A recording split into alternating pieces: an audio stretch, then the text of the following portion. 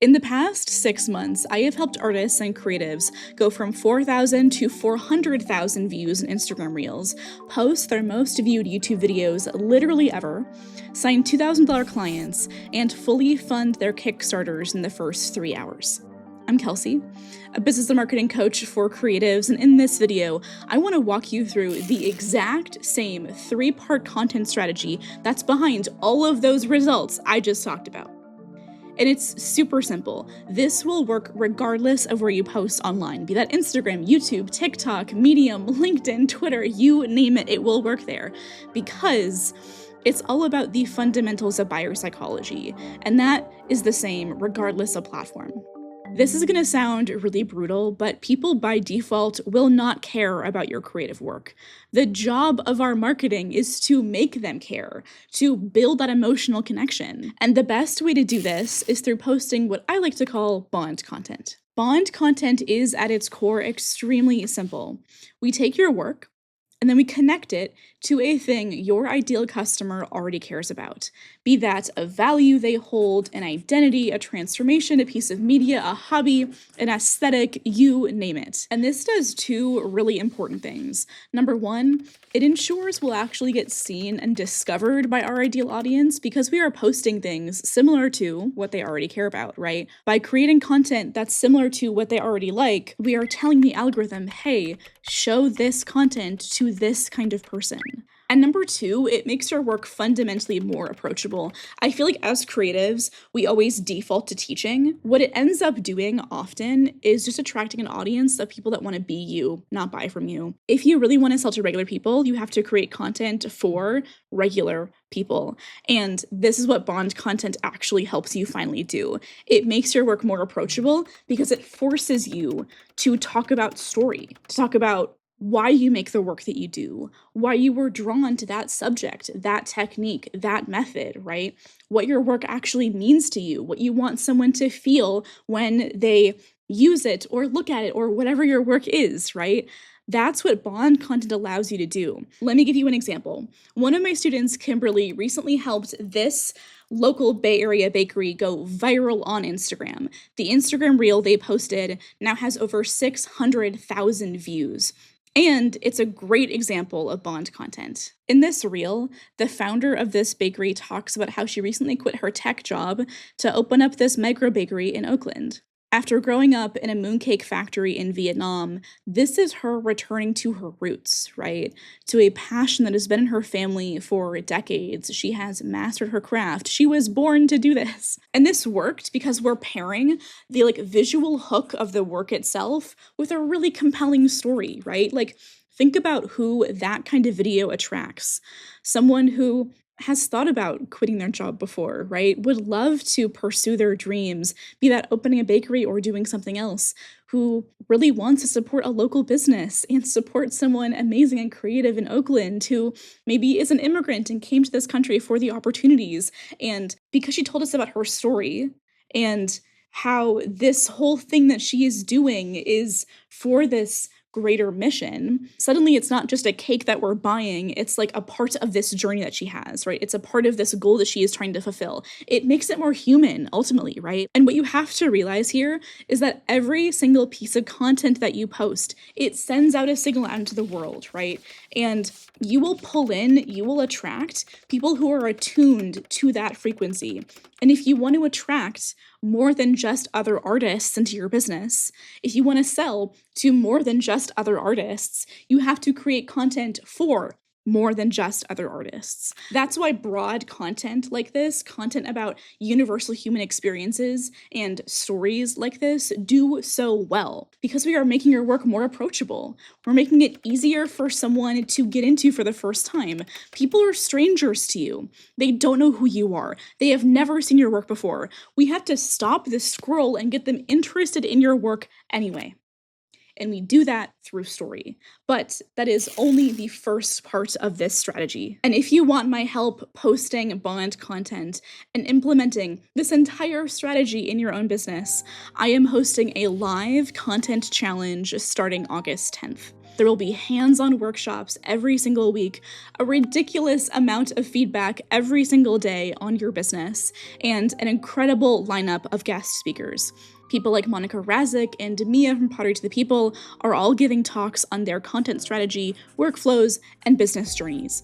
It is going to be an incredible 7 weeks. My team and I have been working for months on this. I have been testing this strategy for the better part of a year now with my students, and all of their results come from this. If you want to join, link is below, but let's keep going. Bond content is great, but it's just the first part of this strategy. Because think about it, right? Like maybe someone starts to know a little bit about our work, they know our story, they like us, they trust us a bit, but they might not know that we have offers available. They might not know that we sell anything because we haven't told them yet, right?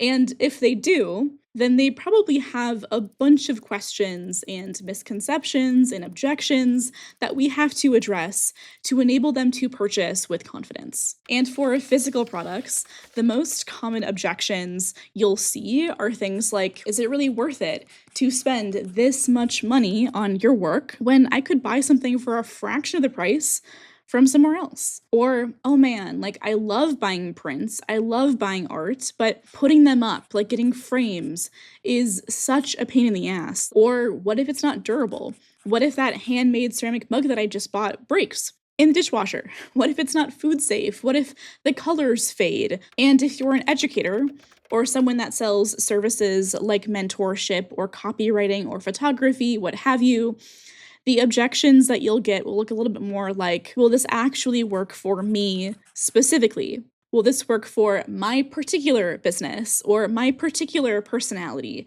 Maybe I shouldn't pay you this money because I could just DIY this and get similar results. Or you'll see objections like, man, I've spent money on things like this in the past, but I never got the results that I wanted. Like, what makes you different? What makes this different? Why should I buy this when I've been burned a million times before? And this is what I call belief content. Belief content is about proving to someone that yes, you can be trusted, and yes, your work is actually for them. You will deliver the thing that you are promising. Here is the proof, right? And the proof is the really important part. That is what is absolutely key. You cannot skip that. So think about things like directly comparing your product to a mass-produced alternative and showcasing tangible physical differences, either in the quality or the results someone could get or the side effects that it might have. You could also debunk or disprove a misconception. If someone is worried that your handmade mug will break in the dishwasher, show them the mug that you made 5 years ago that is still good as new, that you have used every day, right? That is like physical evidence that it's going to be fine. And if someone's objection is the price, if they're like, why does it cost this much? Show them the quality. Show them how much time and effort you put into your work, this like the years that you have spent mastering your craft to get this good, and show them. Be like, hey, this is what it costs. This is why I am so much better than the mass-produced alternatives out there, and this is why you should support me and not them. And maybe most importantly, the best believe content in the world are just reviews. It's testimonials, someone else's experience with your business, the quality of your products, your customer service, all of it, right? And there's a reason that I highlight student results all the time in my content, right? Because I want to prove to you that I work with a ton of different kinds of creatives and I get them results, right? People enjoy working with me, I help them succeed, and I can do that by just showing you screenshots and their results firsthand. If you can showcase reviews and testimonials on your website and your content, do it.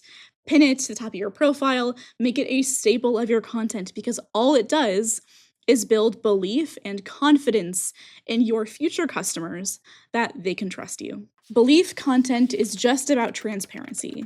We are systematically addressing every objection and misconception someone has that is preventing them from buying. and we're giving them all of the information they need, right? We are putting all of our cards on the table. So here's what I would recommend doing. Number one, write down every single misconception and false belief your customer has about you and your product that might hold them back from buying. And then for each one, brainstorm 3 different pieces of content that you could post that would help dismantle that misconception and build a new belief in its place. What this does is just build someone's confidence that buying from you is the right choice. And when you've done this, when you've built this trust, they won't need to be aggressively sold to. It'll be super simple to convince them because they're already convinced. You'll just give them the opportunity to purchase and then they'll take it. And that brings us to the most important part of this strategy, and also the part that makes everyone the most uncomfortable. We have to ask for the sale.